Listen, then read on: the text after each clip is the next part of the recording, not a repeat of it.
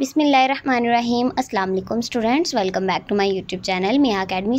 आज के इस वीडियो में मैं आप सबके साथ तलखीस नगारी का तरीका शेयर करूंगी कि आपने किस तरह से पेपर प्रेजेंटेशन करनी है और किस तरह इस क्वेश्चन को अटैम्प्ट करना है और कौन सी चीज़ें आपने बिल्कुल नहीं करनी और कौन सी चीज़ें आपको अच्छे मार्क्स जो है हासिल करने में मदद करेंगी।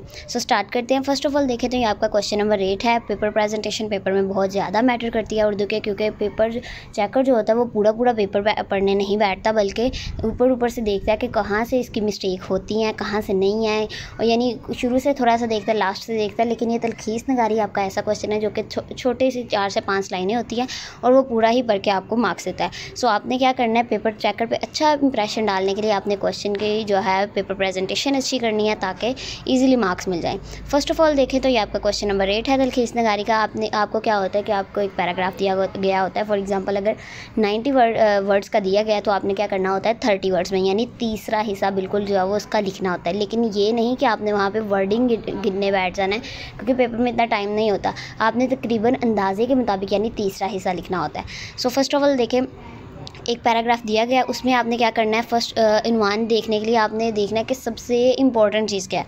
एक दफ़ा आपने पैराग्राफ को पूरा रीड करना है, फिर देखना है कि इसमें मेन चीज़ क्या बताई गई है। ठीक है, जैसे नज़म पूरी दी गई होती है और उसमें से हम खुलासा ढूंढते हैं ना कि इसका मेन पॉइंट कौन सा है, इसी तरह आपने उस पूरे पैराग्राफ को पढ़ के देखना है कि मेन पॉइंट इसमें से कौन सा है। उनवान इसी तरह आपने निकालना है, लेकिन मैं आपको यही प्रेफर करूँगी आपने एक उनवान के बजाय 2 उनवान लिखने हैं, ताकि अगर एक गलत भी हो जाए तो पेपर चेकर दूसरा देख के तो आपको मार्क्स दे। ठीक है, आपने प्रेफर यही मैं करती हूँ कि 2 आपने लिखने हैं उनवान।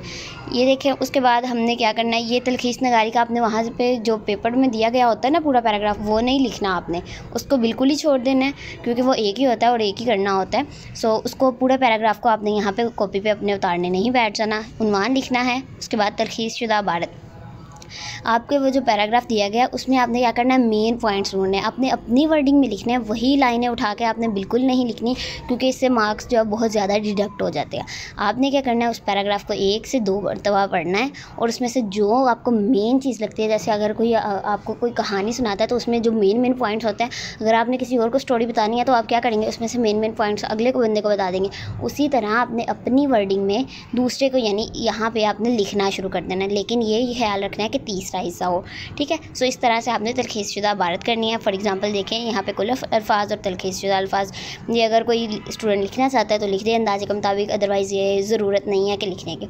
ठीक है, ये थी आज की वीडियो। उम्मीद है कि आपको पसंद आई होगी। अगर इसके अलावा आपको किसी और चीज़ की वीडियो चाहिए तो आप मुझे लाजमी कमेंट सेक्शन में बताइएगा और दुआ में याद रखिएगा। टेक केयर, अल्लाह हाफिज़।